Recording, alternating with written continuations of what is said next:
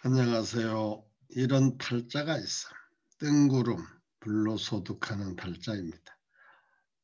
어느 날 갑자기 3박 4일 동안에 100억 원을 번 사주팔자이니 한번 잘 보시고 연구하시기 바랍니다. 6편 정관격, 시묘격도 되고 시상편제격도 되는 경우도 있습니다. 정관격이 정격이 아니라도 규칙과 자기관리를 잘하는 팔자들입니다. 뜬구름 인생이라 제가 명명을 했습니다. 명리첩경에 보면 뜬구름 인생이라고 써놔 있는 부분이 있는데 그 부분을 잘 보시고 연구하시면 되는 겁니다. 이 사주를 보면은 을미년, 김여월, 무인일, 임술시로 이렇게 기재되어 있습니다. 사주팔자는 무토일간에 을미, 을목, 정관과 미토, 겁재가 있고 을미, 백호와 천월균이 있습니다. 갑무경은 축과 미가 천월균입니다. 천월균이란 말은 하늘에 도움이 있을 수 있다 이런 뜻입니다. 그 다음에 월주를 보면 기묘월, 기토는 겁재, 묘목은 정관, 밑에는 도화. 묘는 갑과 을이 있는데 갑과 을을 보시고 선정하면 됩니다. 무인은 편관, 인목은 편관, 임술시는 임수가 편재, 술토가 비견이며 백호살, 임술백호, 을미백호가 있는 팔자입니다. 이 사주는 합이 인과 술이 합이 되고 묘와 미가 합이 됩니다. 묘미 합목, 인술 합화, 오가 왕지가 없으면 안 된다 하지만 이것도 가능하게 되는 것이 있습니다. 그러니까 인술이 들어있으면 화로 볼 수도 있는 것입니다.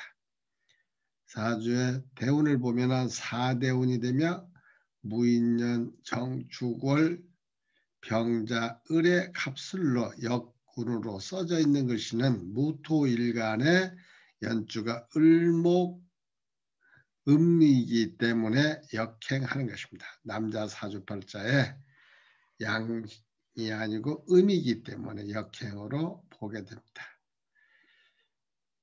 무토는 표범이라고 하는 것이며 양토이며 신, 오상으로는 믿을 신자, 신이가 있고 사람이 근대가 무게가 있다는 소리입니다. 하, 노을 하자, 무토는 노을, 석양을 말씀을 드리는 것입니다. 무토일간이나 무기일간은 수렴성이 있어 양적인 것이든지 음적인 것이든지 다 수렴할 수 있는 능력이 있는 사람들입니다. 무토는 산을 말하며 포용력이 있고 중압감 있고 자존심이 있으며 진주감이 있는 사주다. 무기일주는 거의 진주함이 강한 사람들이 발자들이 많이 있습니다. 수렴성이 있기 때문에 그렇습니다. 방위는 중앙이며 색상은 황색이다. 하늘에서는 안개를 말하며 땅에서는 산을 말하고 언덕, 인체에서는 피부를 말하는 겁니다.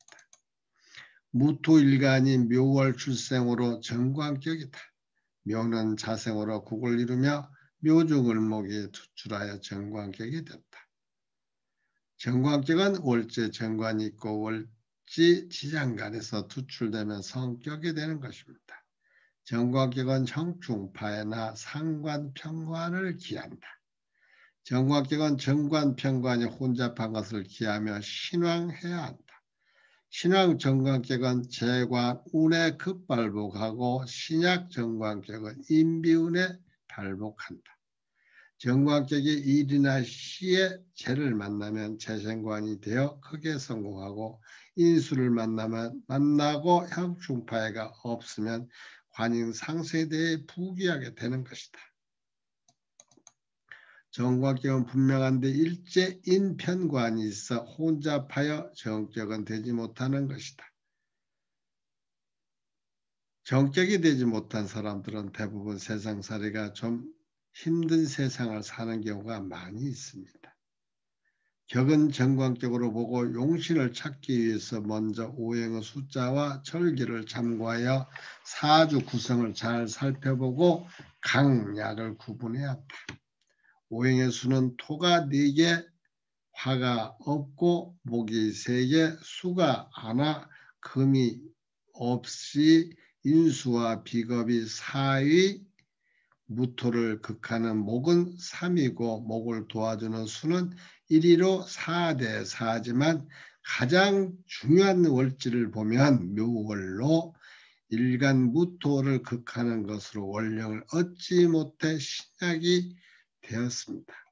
신약사주가 되었다는 것은 사주팔자가 원령을 4대 4일 경우에 가장 중요한 것은 원령입니다. 원령의 자리에 나를 도와주는 비겁 인성이 있을 때는 득령을 하였다 하여 신강이 되지만 그렇지 못하고 이렇게 관살이 있을 때는 신약사주로 변하는 것입니다. 신약이 된 비겁인 토가 용신이고 토를 도와주는 인수인 화가 선운이 된다. 희신운이 되는 것입니다. 사주를 보면 목과 토 상생관계가 되어 있으니 목이 토에서 보면 목은 원수가 되고 병이 되는 것입니다. 그 이유는 무토일간에 묘목이 들어있기 때문에 인목과 묘목은 목국 토를 하기 때문에 원수병이 되는 것입니다. 결론은 병이 많이 있는 사주팔자는 것입니다. 목은 갑을 인묘 병을 제거하는 금, 경신, 신유, 운이 오면 크게 발복할 수 있으니 이것을 보고 병약법이라 합니다. 사주팔자는 억부법도 있고 조우법도 있고 병약법도 있기 때문에 이 사주팔자의 가장 중요한 것은 관살이 태과한 사주팔자는 거의 다 병약법으로 보는 것이 가장 적절한 것입니다. 병약법, 병이 있으면 약이 있어야 한다는 것입니다. 병이 목에 갑을 인묘에 병이 너무 중하니까 약이 목을 치는 금운인 약이 오면 금경신 신유년에 나 그런 운이 오게 되면 약운이 크게 옴으로써 병약법이라 하는 것입니다. 병을 제거하는 운이 대운이나 세운을 들어오면 바로 이 말입니다. 병을 제거하는 운이 대운도 오고 세운에 들어오면 또 일지 날짜에도 병운이 제거하는 야군이 들어오는 날로 보게 되면 이 사주팔자는 경신 신유년, 신유월, 신유일 이런 식으로 야군이 들어오면 부귀할 수 있고 횡재운도 있고 공명을 떨치는 관운도 들어옵니다. 병약론은 사주의 감량은 아주 중요하기 때문에 병약론을 꼭 잘 아시면 되겠습니다. 용신을 추론한 법은 억부법, 조우법, 병약법, 전왕법, 천통관법 등이 적절하게 잘 적용하여 사용하시길 바랍니다. 이 사주와 같이 무토일간에 목관살이 많아 억부법에 의해 관살을 극하는 식신과 상관이 금이 용신이 되며 내 몸인 비견겁제와 나를 도와주고 모구기운을 설계시키는 인수, 운인, 화운도 선운이 되는 것입니다. 억부법에는 병약법을 활용하시면 사주 보기가 아주 편하죠. 사주 보는 법에는 용신만 가지고 보게 되면 된다고 하지만 그건 문제가 많은 말씀이고 여러 정황에 따라 추론을 해야 한다. 초급자 실력은 신약하면 무조건 비견겁제 인수가 용시된다고 하죠. 그러나 때에 따라서는 관살이 많으면 비견겁제를 용신을 한다고 하는데 그것보다 더 좋은 것은 식상으로 용신을 취하는 것이 더 발복한다. 이 말은 병약론에 해당하므로 아주 중요한 것입니다. 식상이 용신되는 경우를 말씀드린 겁니다. 갑신년 계유월에 큰 돈을 횡재한 사주다. 용신은 무토일간이지만 관살이 태과하여 금이 용신이 식상이 용신이 되고 선운은 좋은 운은 화운과 토운과 금운입니다. 금운 중에는 금운은 다 되는 것입니다. 아군은 수와 모군이 됩니다. 수는 임, 개, 자, 해가 아군이요. 모군은 갑을 인묘운이 되는 것입니다. 이 사주를 보면 무토일간에 출생하고 토기가 왕성하니 몸체가 건강한 사람이며 인묘와 묘미 합목으로 관살에 중중하여 관제구수를 평생 가지고 다니며 연주에 을미 백고살이 있고 시주에 임술 백고살에 중중하여 성질 또한 아주 괴팍한 사주팔자입니다.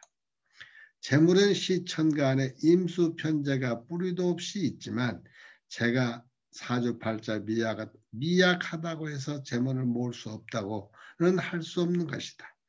대운과 세운의 일치가 들 때는 큰 재물을 일시에 벌 수 있는 운도 생기지만 하늘의 구름과 같이 갑자기 흩어지기도 하는 것으로 재물이 들어오면 임술 백고살이 있어 재물에 의해 관제수가 평생 따라다니는 팔자다. 임수는 재지만 술토가 있어 술토가 비겁으로 있어 토곡수를 하니 돈이 또 한순간에 없어질 수 있다는 것입니다. 이 명조를 잘 보시고 많은 공부를 해주시기 바라는 바입니다. 감사합니다.